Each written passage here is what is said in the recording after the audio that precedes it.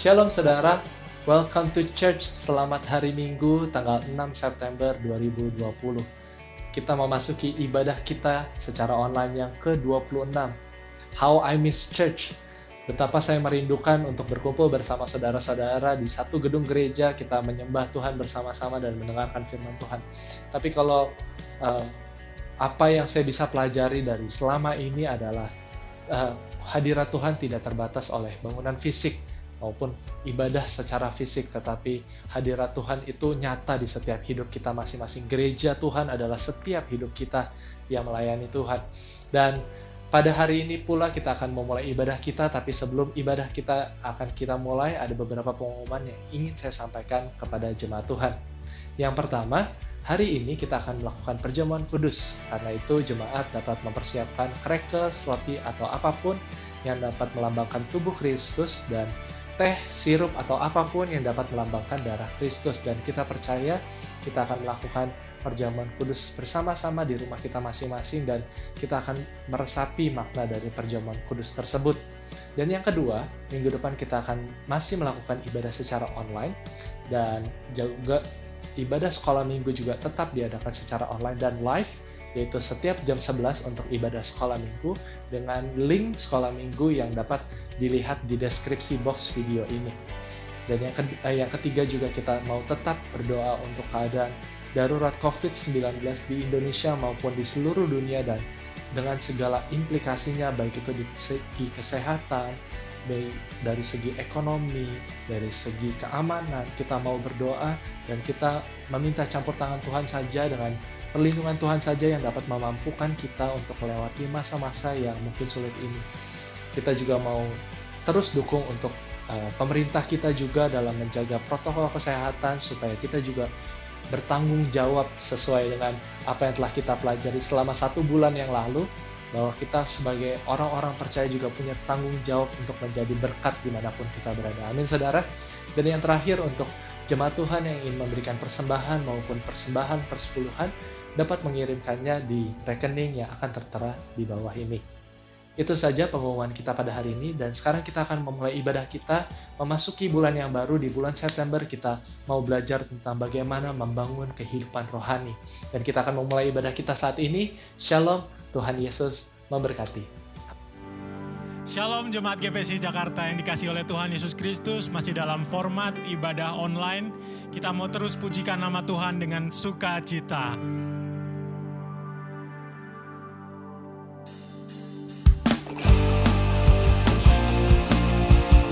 Boleh sambil bertepuk tangan kita memujikan pujian ini.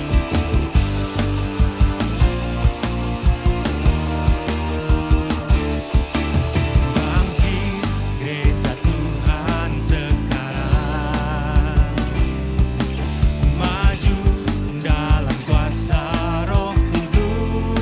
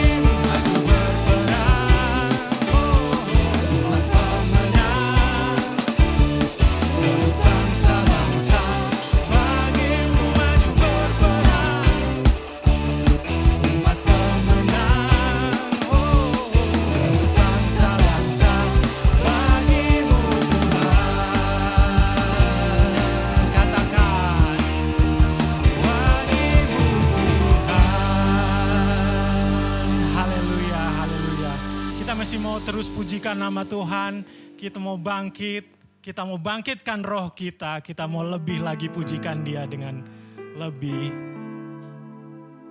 bersatu hati. Oh Tuhan, kita mau lebih lagi berfokus padanya, karena kita percaya Dialah sumber perlindungan buat kita. Pengorbanannya begitu besar atas hidup kita, dan layaklah kita bersyukur. Kita mau katakan,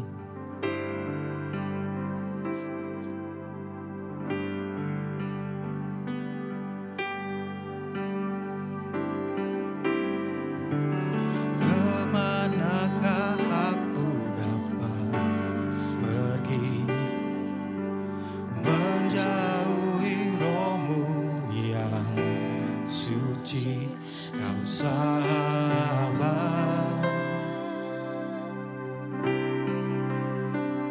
dan Kau dekat,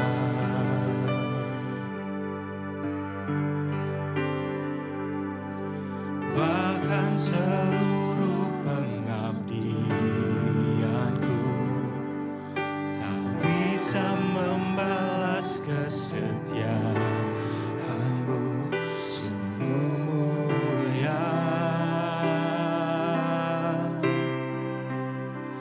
dan berharga, sungguh besar pengorbanan-Mu bagiku, terlalu dalam untuk dimengerti, sungguh besar, sungguh indah yang Kau pikirkan tentangku, telah selami bagiku, sungguh indah. Kamu katakan dengan sepenuh hati,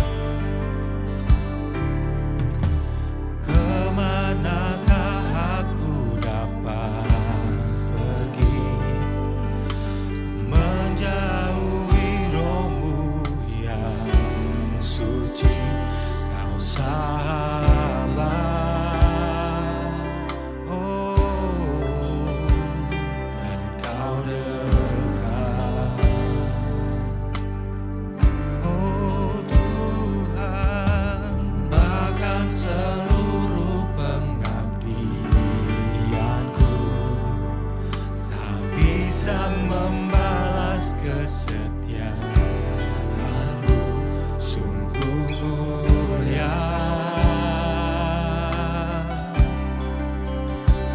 dan berharga, oh, sungguh besar pengorbanan-Mu bagiku, terlalu dalam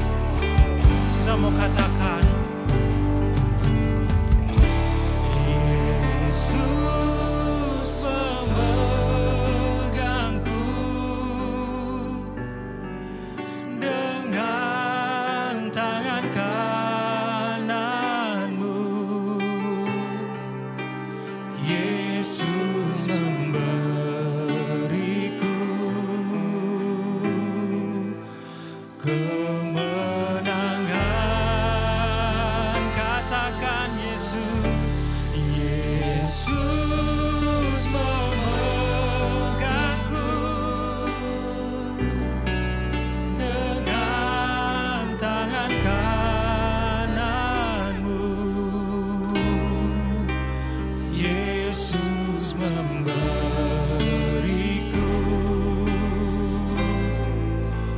kemenangan. Sekali lagi kita memujikan dengan lebih lagi.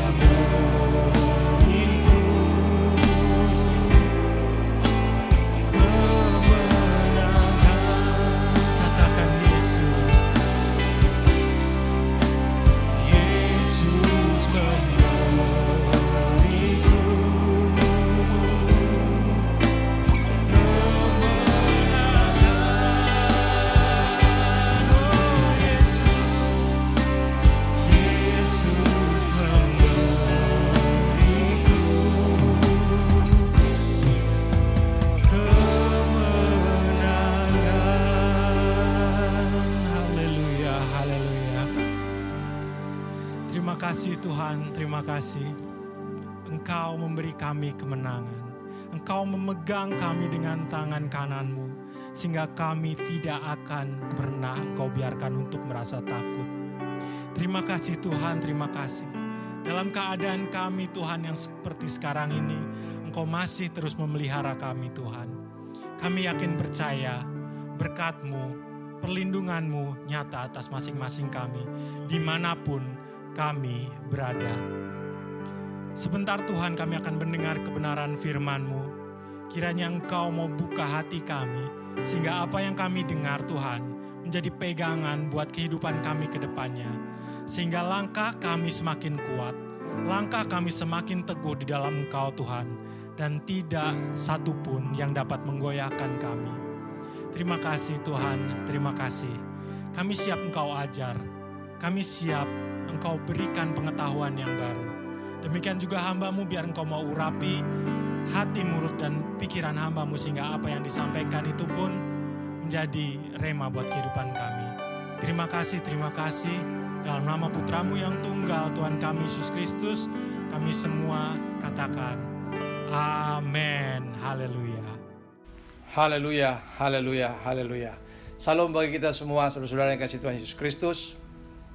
Kita sudah memuji Tuhan, kita sudah meningkat Tuhan lewat puji-pujian kita, dan tiba saatnya kita akan mendengarkan firman Tuhan. Sebelum kita mendengarkan firman Tuhan, mari kita berdoa. Kami bersyukur padamu Bapa, pada hari ini, minggu pertama pada bulan September 2020, kami boleh memasuki bulan yang baru dengan tema yang baru. Terima kasih buat kesempatan yang indah Kau berikan bagi kami untuk kami mendengarkan firman-Mu dalam ibadah raya secara online ini. Biarlah Tuhan mempersiapkan setiap hati dan pikiran kami boleh menerima kebenaran firman-Mu. Urapi hamba-Mu yang menyampaikan kebenaran firman-Mu. Biarlah kami sama-sama diberkati, baik yang mendengarkan maupun yang menyampaikan. Di dalam nama Tuhan Yesus Kristus kami berdoa dan bersyukur. Haleluya. Semua yang percaya berkata, amin. Saudara-saudara yang kasih Tuhan Yesus Kristus, minggu pertama pada bulan September ini kita memiliki tema yang baru, yaitu membangun kehidupan rohani. Tema yang sungguh luar biasa. Saya yakin dan percaya lewat tema ini pada bulan September ini, kita jemaat GPC dan saudara-saudara yang lain mendengarkan channel ini, YouTube GPC ini, saudaraku, kita boleh diberkati bagaimana kita mendengarkan firman Tuhan tentang membangun kehidupan rohani. Nah, berkenaan dengan tema ini saudaraku, dengan tema bulanan ini, maka pada hari ini saya mau menyampaikan tema yaitu yang terambil dari Kolose pasal 3 ayat 2 khususnya, tapi saya akan bacakan mulai ayat 1-2. Dan tema yang saya sampaikan adalah mencari dan memikirkan perkara surgawi. Mari kita buka Alkitab kita, Kolose pasal 3 ayat 1 dan 2.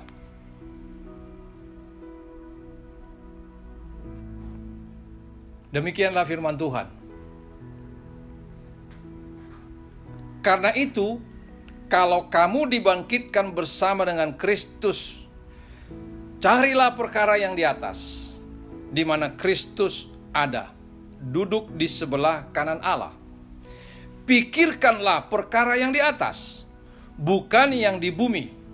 Nah, saudaraku dikasihi Tuhan Yesus Kristus, dari ayat 1 dan 2 ini, ayat yang pertama berkata, carilah perkara yang di atas. Kemudian yang kedua, pikirkanlah perkara yang di atas.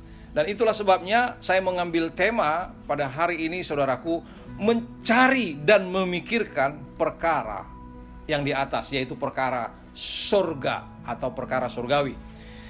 Nah, saudaraku dikasihi Tuhan Yesus Kristus, sesuai dengan tema bulanan kita pada saat ini adalah membangun kehidupan rohani. Maka untuk membangun kehidupan rohani, maka tidak akan terlepas apa yang harus kita kerjakan, apa yang harus kita lakukan, yaitu mencari dan memikirkan perkara yang di atas, yaitu perkara surgawi. Nah, berkenaan dengan itu, saudaraku, ada 3 hal yang mau sampaikan kepada kita, sehingga dengan tema ini boleh kita mendengarkan kebenaran firman Tuhan. Yang pertama saya mau sampaikan, saudaraku, ayat yang kedua. Mari kita lihat ayat yang kedua. Saya sudah bacakan tadi, saya akan coba bacakan lagi. Ayat yang kedua di situ dikatakan, pikirkanlah perkara yang di atas, bukan yang di bumi. Jadi berkenaan dengan tema ini, saudaraku, poin yang pertama yang saya mau sampaikan adalah, biarlah kita mengubah pola pikir kita, yaitu pola pikir tentang dunia ini menjadi pola pikir yang di atas. Jadi saya mau ngambil poin yang pertama adalah mengubah pola pikir duniawi menjadi pola pikir surgawi. Haleluya. Nah, biasanya, saudaraku, pada umumnya semua manusia, apa yang dipikirkan itu yang dilakukan.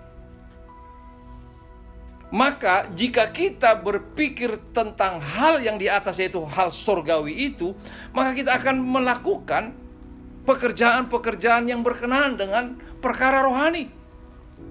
Jadi nyambung, saudaraku, dengan membangun kehidupan rohani kita. Oleh karena itu, saudara-saudara yang kasih Tuhan Yesus Kristus, maka kita diajak lewat firman Tuhan yang disampaikan oleh Paulus kepada jemaat yang ada di Kolose, agar jemaat itu mulai berpikir tentang hal-hal surgawi, bukan hal duniawi. Mengapa? Nanti kita akan lihat, saudaraku. Nah, berkenaan dengan ini, saudaraku, mengubah pola pikir duniawi menjadi pola pikir surgawi, saya mau sampaikan ada beberapa contoh yang luar biasa bagaimana Yesus mencoba mengubah bukan pola pikir, bukan hanya sekedar murid-muridnya, tetapi ada seorang yang ahli pemimpin agama di Israel pada waktu itu, yaitu Nikodemus. Kita lihat bagaimana pembicaraan itu yang terjadi. Nah, saya mau mengajak kita berbicara soal ini, saudaraku. Kita buka dulu Alkitab Yohanes pasal 3 ayat 12. Yohanes pasal 3 ayat yang ke-12. Demikianlah firman Tuhan. Perhatikan, saudaraku. Yesus berkata kepada Nikodemus setelah percakapannya mulai ayat 1 sampai ayat yang ke-11 itu.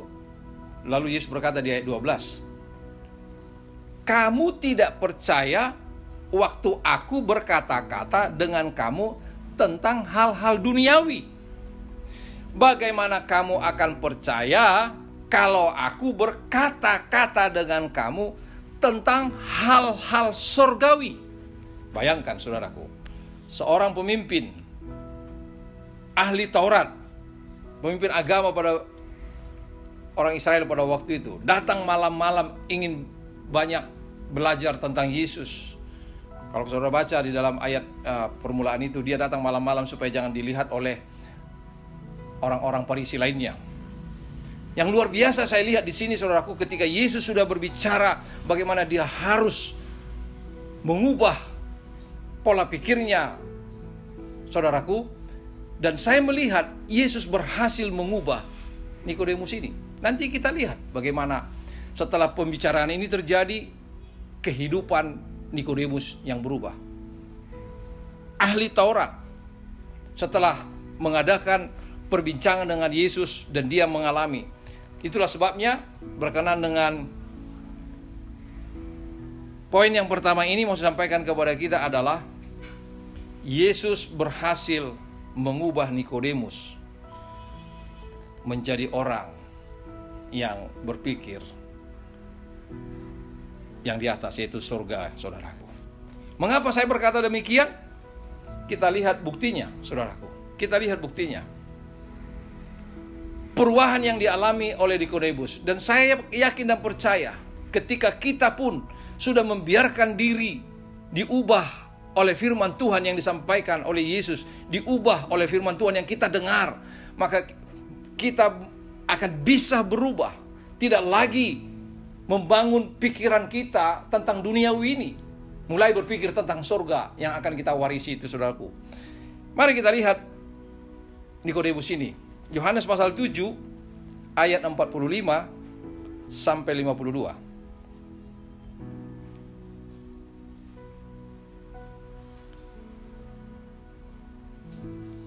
Yohanes pasal 7 ayat 45, saudara lihat temanya di situ, Yesus dibela oleh Nikodemus.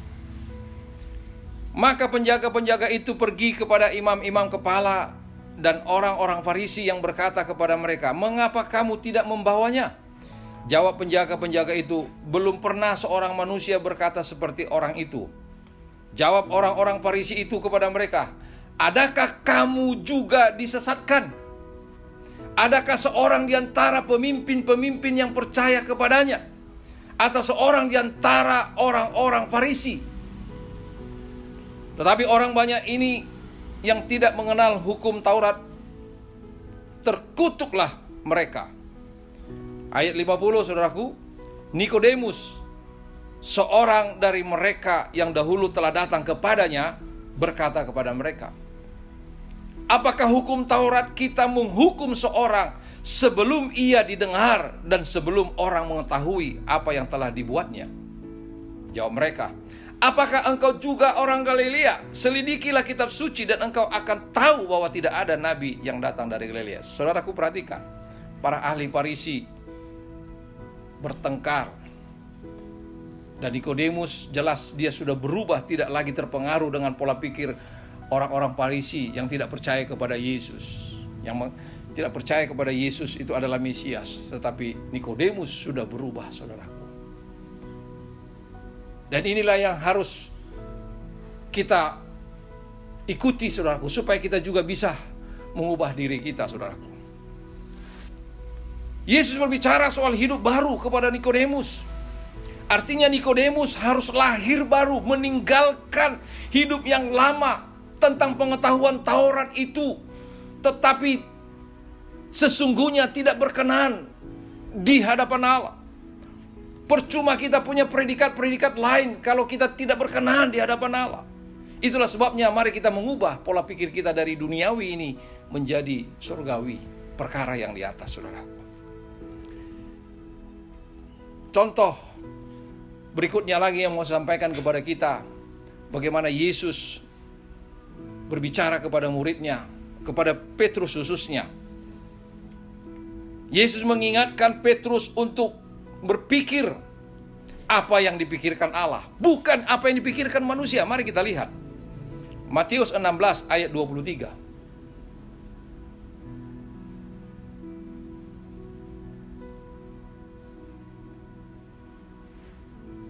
Matius 16 ayat 23, saudara perhatikan. Maka Yesus berpaling dan berkata kepada Petrus, "Enyalah iblis, engkau suatu batu sandungan bagiku, sebab engkau bukan memikirkan apa yang dipikirkan Allah, melainkan apa yang dipikirkan manusia." Mengapa Yesus menegur Petrus? Karena Petrus, kita lihat di situ, tetapi Petrus menarik Yesus ke samping dan menegur dia, katanya, "Tuhan, kiranya Allah menjauhkan hal itu. Hal itu sekali-sekali takkan menimpa engkau." Artinya Petrus tidak ingin Yesus mati untuk menebus dosa itu. Saudara perhatikan, ketika Yesus mengatakan begini, ayat 21.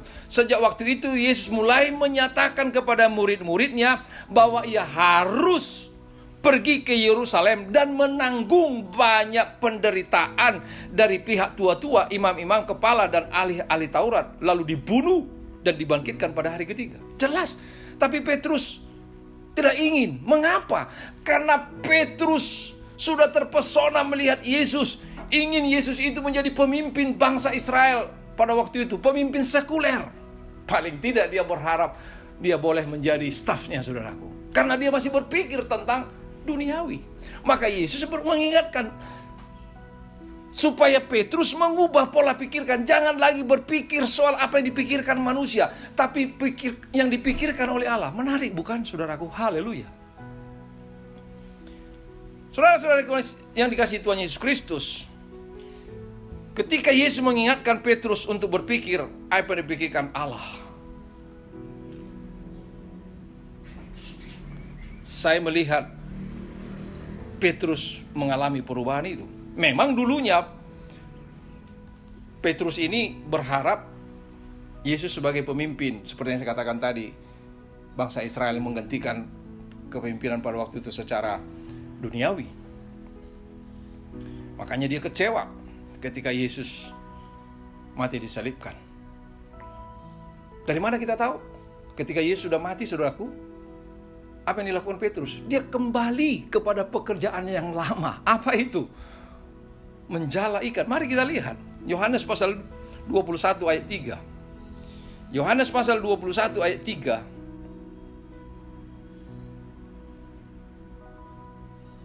Menunjukkan Petrus, saudaraku, kembali ke dalam pekerjaannya, tidak berjuang untuk terus meneruskan pekerjaan Yesus pada waktu itu.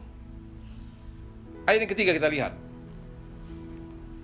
Oke, saya baca mulai ayat 1 saja biar jelas. Kemudian Yesus menampakkan diri kepada murid-muridnya di pantai Danau Tiberias, dan ia menampakkan diri sebagai berikut. Ayat yang kedua, di pantai itu berkumpul Simon Petrus, Thomas yang disebut Didimus, Nathanael dari Kana yang di Galilea, anak-anak Zebedeus, dan 2 orang muridnya yang lain.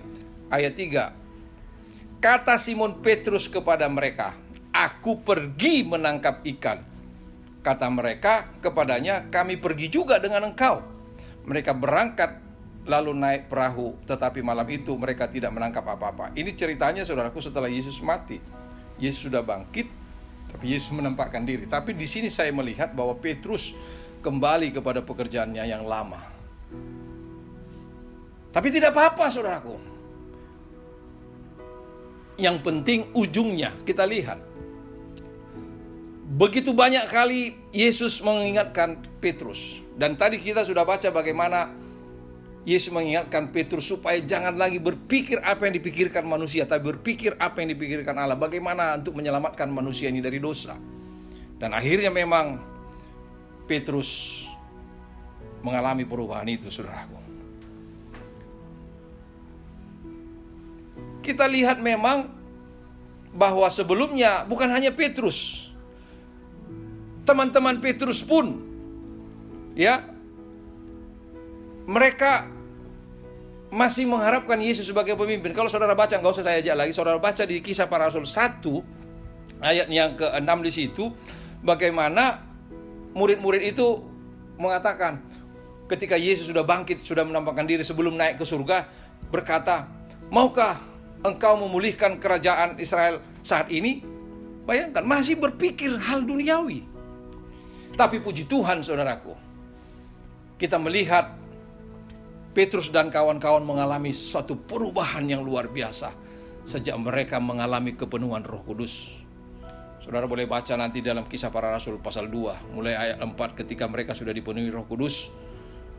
Lalu Petrus tampil menyampaikan firman Tuhan ketika mereka dikatakan mabuk anggur. Tapi Petrus mengatakan bahwa masih siang waktu, tidak mungkin mabuk anggur. Lalu Petrus berkhotbah luar biasa. Ribuan orang bertobat pada waktu itu. Petrus mengalami perubahan, saudaraku. Dan setelah Petrus mengalami perubahan ini, saudaraku, maka Petrus sebagai hamba Tuhan, Petrus sebagai rasul pada waktu itu, mengajak jemaat-jemaat pada waktu itu untuk mengubah pola pikir mereka. Mari kita lihat 1 Petrus pasal 4 ayat 1 dan 2.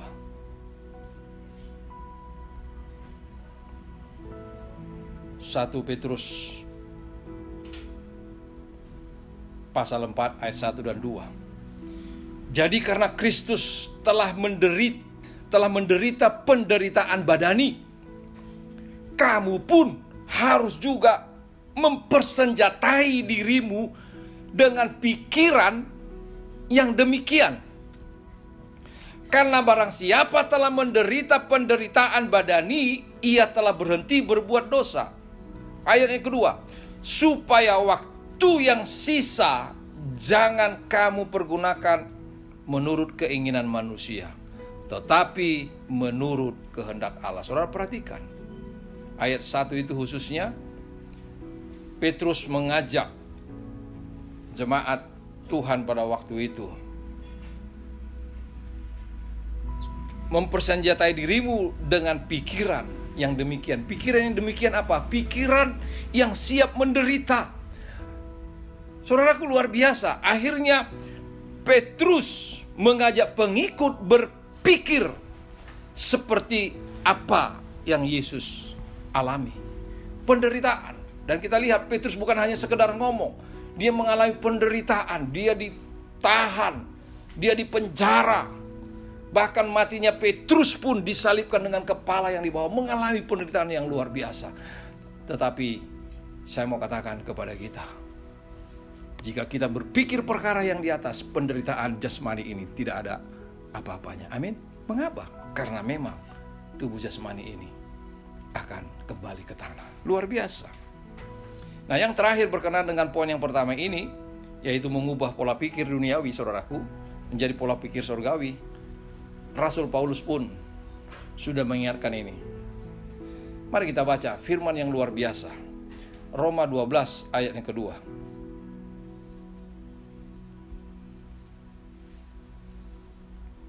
Roma 12 ayat yang kedua. Demikianlah firman Tuhan. Janganlah kamu menjadi serupa dengan dunia ini, tetapi berubahlah oleh pembaharuan budimu, sehingga kamu dapat membedakan manakah kehendak Allah, apa yang baik, yang berkenan kepada Allah, dan yang sempurna. Saudara perhatikan, jangan lagi kita punya pola pikir dengan dunia ini, tapi berubah pola pikir kita. Pembaharuan budi kita, saudaraku. Haleluya. Mari saudaraku, untuk kita membangun kehidupan rohani kita, maka pola pikir kita pun kita ubahkan. Amin. Haleluya. Nah, yang kedua saudaraku, untuk mencari dan memikirkan perkara di atas perkara surga ini, saudaraku, apa yang kita lakukan? Yang kedua adalah firman Tuhan yang begitu populer bagi anak-anak Tuhan, bagi orang-orang Kristen. Mari kita baca Matius 6 ayat 33.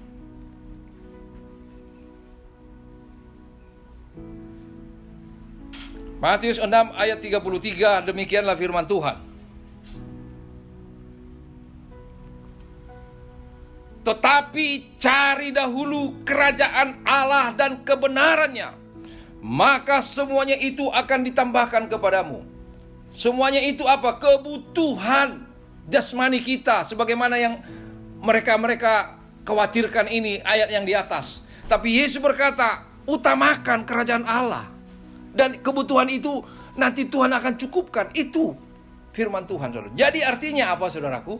Artinya kita dalam hidup ini mengutamakan kerajaan Allah. Dalam mencari dan memikirkan perkara yang di atas, maka kita harus mengutamakan kerajaan Allah. Saya menyampaikan dua hal penting berkenaan dengan mengutamakan kerajaan Allah ini, saudaraku. Artinya apa? Yang pertama, jangan fokus kita bekerja untuk mengumpulkan harta di dunia ini. Mari kita baca ayatnya dulu. Matius pasal yang ke-6 ayat 19 sampai 20. Yesus berkata demikian. Janganlah kamu mengumpulkan harta di bumi. Di bumi ngengat dan karat merusakkannya, dan pencuri membongkar serta mencurinya. Tetapi kumpulkanlah bagimu harta di sorga. Di sorga ngengat dan karat tidak merusakkannya, dan pencuri tidak membongkar serta mencurinya. Luar biasa. Yesus mengingatkan para pengikutnya, murid-muridnya, untuk tidak mengutamakan mengumpulkan harta di bumi ini. Jadi jika saudara masih berpikir untuk terus mengumpulkan harta di bumi ini, sehingga tidak punya waktu dalam perkara-perkara rohani, pekerjaan-pekerjaan Tuhan yang ada sekarang ini, maka saya mau katakan kepada kita, saudaraku, ubah cara pola pikir kita untuk berpikir soal perkara-perkara yang di atas, saudaraku. Jangan fokus terhadap harta di dunia ini. Dunia ini akan berlalu. Firman Tuhan berkata di dalam 1 Korintus pasal 7 ayat 31. Dunia ini akan berlalu. Dunia ini habis, lewat, saudaraku. Tapi akan ada Yerusalem yang baru, surga yang akan kita warisi, saudaraku.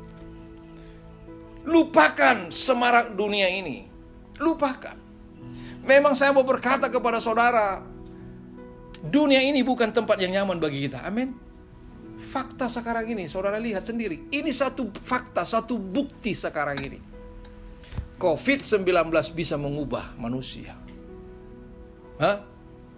Sekolah tutup, para wisata mandek, pekerjaan-pekerjaan banyak orang kena PHK, orang tidak pernah keluar rumah, pernikahan-pernikahan semua ditunda. Gara-gara apa? Karena pandemi.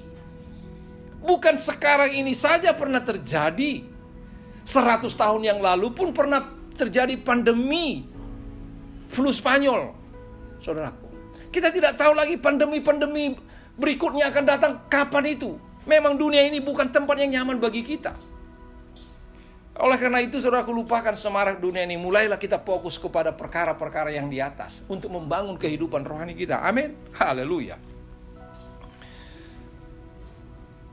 Alkitab juga sudah mengajarkan kita bahwa kita hidup di dunia ini sementara, hanya menumpang. Kalau ayat ini saya mau mengajak kita membacanya. 1 Petrus 1 ayat 17.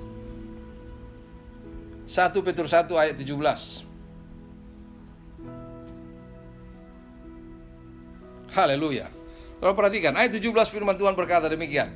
Dan jika kamu menyebutnya Bapa, yaitu Dia yang tanpa memandang muka menghakimi semua orang menurut perbuatannya, maka hendaklah kamu hidup dalam ketakutan selama kamu menumpang di dunia ini. Nah, menumpang itu, saudaraku, sementara. Gak ada orang menumpang tetap, saudaraku. Jadi kita menumpang di dunia ini. Memang kita menumpang hidup di dunia ini, saudara. Dunia ini bukan tanah air kita. Tanah air kita apa? Tanah air surgawi. Ibrani 11 ayatnya ke-16. Tanah air kita sesungguhnya ialah tanah air surgawi yang dirindukan para hamba-hamba Tuhan. Para pemimpin-pemimpin rohani sejak dulu kala sudah merindukan tanah air surgawi itu, saudaraku. Haleluya. Jadi sorga itu adalah tanah air kita. Dan di sorga, saudaraku, tidak ada lagi perkabungan. Di sorga tidak ada lagi duka cita, tidak ada lagi ratap tangis. Jadi, saudaraku, mari supaya kita tidak mengutamakan dunia ini, tapi kita mengutamakan kerajaan Allah, saudaraku. Yang ketiga, yang terakhir, saudaraku, berkenan dengan tema ini, yaitu mencari dan memikirkan perkara surgawi. Apa yang harus kita lakukan? Saya mau mengajak kita membaca firman Tuhan. Roma 1 ayat 16. Roma 1 ayatnya ke-16.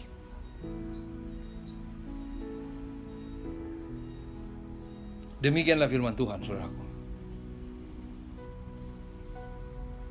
Sebab aku mempunyai keyakinan yang kokoh dalam Injil. Karena Injil adalah kekuatan Allah yang menyelamatkan setiap orang yang percaya. Pertama-tama orang Yahudi, tetapi juga orang Yunani. Artinya semua orang. Injil adalah kekuatan Allah yang menyelamatkan. Oleh karena itu, saudaraku, maka biarlah kita hidup menurut ajaran Injil firman Tuhan ini. Jelas Alkitab menjelaskan kepada kita, menerangkan kepada kita bahwa Injil adalah kekuatan Allah yang menyelamatkan. Maka ketika saudara mau mengikuti ajaran-ajaran Injil firman Tuhan ini, saudaraku, maka saudara akan mendapatkan keselamatan. Injil kekuatan Allah yang menyelamatkan. Berkenaan dengan ini ada 3 hal yang mau sampaikan kepada kita. Hidup menurut ajaran Injil. Yang pertama adalah setiap orang yang menurut Injil, yang menuruti Injil akan menerima keselamatan. Loh, kok bisa? Mari kita lihat. Yohanes 8 ayat 51. Yohanes 8 ayat 51, saudaraku. Yesus berkata demikian.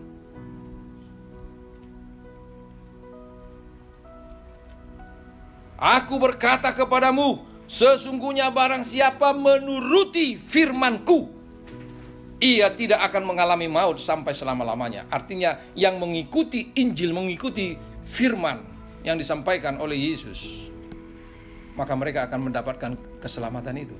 Tidak mengalami kematian selama-lamanya lagi. Mereka akan mengalami keselamatan. Artinya jika saudara hidup menurut Injil, karena Injil ini adalah kekuatan Allah yang menyelamatkan, karena Injil ini mengarahkan kita untuk mendapatkan kehidupan yang menyelamatkan kita, saudaraku. Mengapa? Karena tanpa Injil tidak mungkin orang menerima atau percaya kepada Yesus. Tidak mungkin. Karena Injil itu bicara tentang Yesus. Tanpa Injil tidak mungkin orang percaya dan menerima Yesus.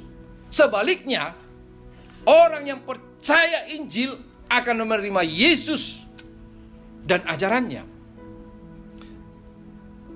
Jadi kalau kita sudah menerima Yesus, saudaraku, Yesus ada dalam hidup kita, maka keselamatan kita terima. Sebab Yesus berkata, akulah jalan, akulah hidup. Tidak ada sampai kepada Bapa kalau tidak melalui aku. Firman Tuhan juga berkata, Yohanes 3:16. Karena begitu besar kasih Allah terhadap dunia, sehingga ia telah mengaruniakan anaknya yang tunggal, yaitu Yesus. Untuk apa?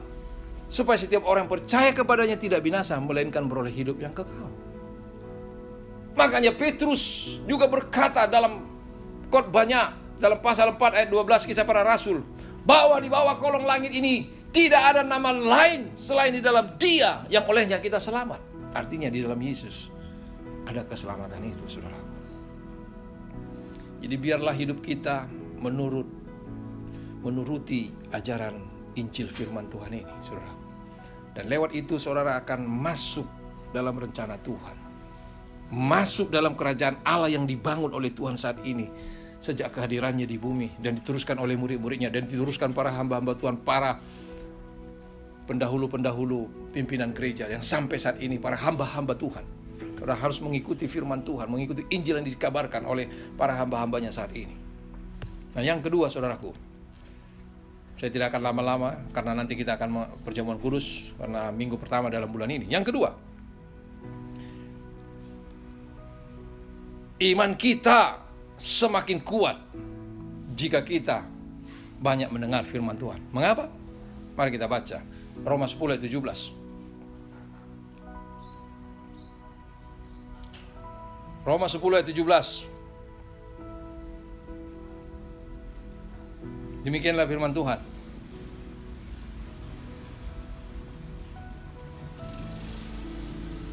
Jadi iman timbul dari pendengaran, dan pendengaran oleh firman Kristus. Jadi iman itu timbul oleh pendengaran firman Kristus. Jadi kalau saudara makin banyak mendengar firman Tuhan, maka iman saudara akan semakin kuat. Katakan amin. Yes.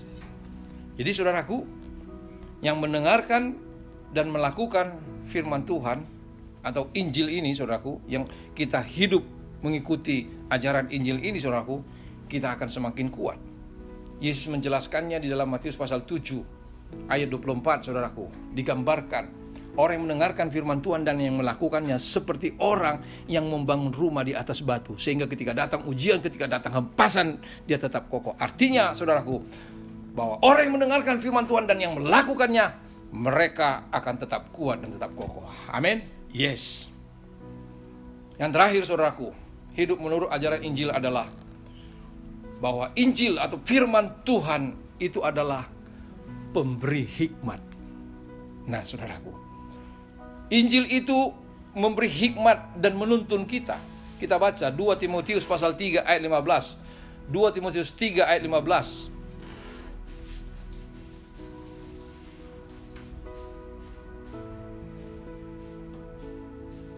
2 Timotius 3 ayat 15, demikianlah firman Tuhan, saudaraku. Ingatlah juga bahwa dari kecil engkau sudah mengenal kitab suci yang dapat memberi hikmat kepadamu dan menuntun engkau kepada keselamatan oleh iman kepada Yesus Kristus. Jadi Injil itu, saudaraku, memberi hikmat, menuntun kita untuk mendapatkan keselamatan di dalam iman kepada Kristus. Haleluya. Bahwa Injil juga, bahwa firman Tuhan juga itu, saudaraku, akan mengoreksi hidup kita. 2 Timotius pasal 3 ayat 16-nya, mari kita baca ayat 16-nya. Segala tulisan yang diilhamkan Allah memang bermanfaat untuk mengajar, untuk menyatakan kesalahan, untuk memperbaiki kelakuan, dan untuk mendidik orang dalam kebenaran. Jadi, saudaraku, bahwa Injil ini, firman Tuhan ini juga akan mengoreksi hidup kita. Dan yang terakhir, saudaraku, yang terakhir, firman Tuhan berkata di dalam Yosua pasal 1 ayat 8. Jika kita hidup menurut firman Tuhan, maka apapun pekerjaan kita, apa yang kita lakukan, perjalanan hidup kita akan berhasil. Itu yang dikatakan firman Tuhan. Saya akan bacakan ayat yang terakhir ini, saudaraku. Yohanes pasal 1 ayat 8. Perhatikan baik-baik.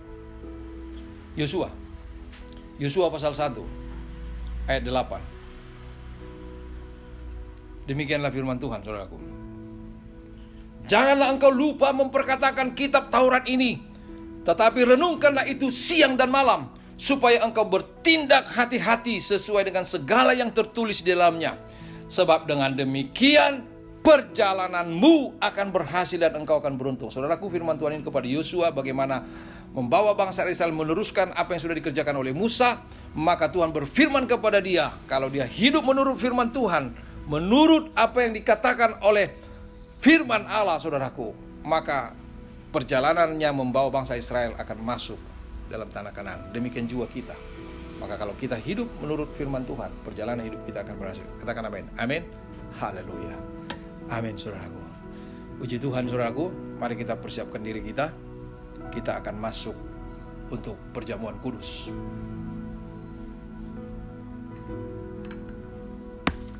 Haleluya. Sebelum kita perjamuan kudus, mari kita berdoa. Persiapkan diri, saudara. Haleluya. Kita berdoa. Terima kasih Tuhan, kalau Engkau sudah menyampaikan kebenaran firman-Mu bagi kami. Bagaimana kami, Tuhan, membangun kehidupan rohani kami dengan memikirkan, mencari, dan memikirkan perkara yang di atas, yaitu perkara surgawi. Biarlah Tuhan memeteraikan firman-Mu ini, menuntun kami ya Tuhan. Dan kami hari ini juga akan melakukan perjamuan kudus. Biarlah kami boleh mengingat penderitaan-Mu Tuhan Yesus yang rela mati di kayu salib untuk menebus dosa kami. Kami juga sudah diajarkan untuk mengalami, untuk memikirkan seperti apa yang dipikirkan oleh Allah, bukan apa yang dipikirkan manusia. Dan firman-Mu juga mengajarkan kami hari ini supaya kami memikirkan Tuhan sama dengan Yesus mengalami penderitaan. Biarlah lewat perjamuan kudus ini kami boleh dikuatkan. Sekalipun datang penderitaan, kami tetap kuat dalam Engkau Yesus. Sebentar kami akan memakan roti dan meminum anggur, melambangkan roti ini adalah tubuh-Mu, dan melambangkan anggur ini adalah darah-Mu yang Kau curahkan. Biarlah perjamuan kudus ini Tuhan boleh menguatkan setiap yang lemah, memberkati setiap kami. Terima kasih Bapa, di dalam nama Tuhan Yesus Kristus kami berdoa dan mengucap syukur. Haleluya. Amin. Persiapkan roti di tangan saudara.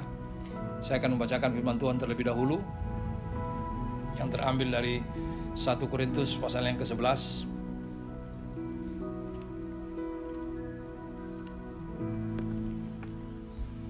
Mari saudaraku, persiapkan roti di tangan saudara.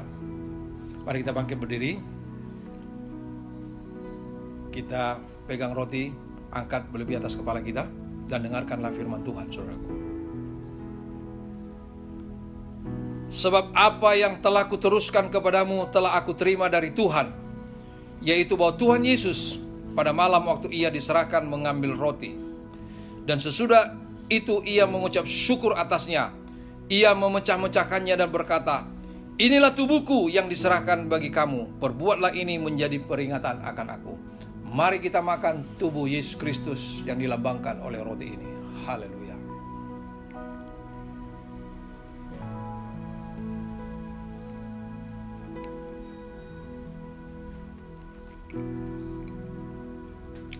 Dan sekarang saudaraku, peganglah anggur ataupun minuman yang saudara persiapkan melambangkan darah Yesus, dan dengarkanlah firman Tuhan dan apa-apa yang akan saya sampaikan. Angkatlah melebihi atas kepalamu.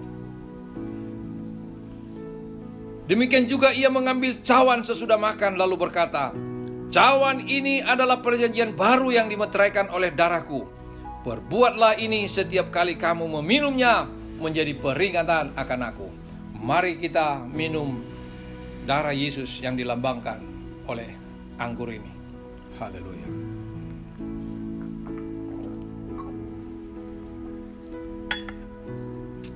Sekarang mari kita berdoa saudaraku. Naikkanlah syukurmu. Ingatlah penderitaan Tuhan Yesus Kristus yang rela menderita untuk menanggung dosa saudara dan saya. Dia Yesus yang telah mati di kayu salib. Dia akan datang kembali untuk menjemput setiap orang yang percaya kepadanya. Persiapkanlah diri saudara. Dia akan datang kembali. Biarlah firman Tuhan yang kita dengar pada hari ini boleh membawa kita masuk dalam rencananya. Saudaraku dikasihi Tuhan Yesus Kristus, relakanlah dirimu untuk diubahkan oleh Tuhan.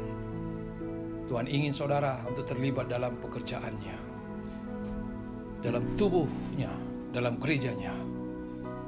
Ya Bapa, ya Allahku, biarlah Engkau mengurapi kami semua, memberkati semua kami jemaat GPC Raden Saleh, jemaat GPC dimanapun yang lain, bahkan gereja-gereja Tuhan di seluruh Indonesia ini. Tuhan memberkati kami semua ya Bapa. Kami juga berdoa bagi bangsa dan negara kami ini. Berkati bangsa dan negara kami ini yang sedang berjuang untuk melawan pandemi COVID-19.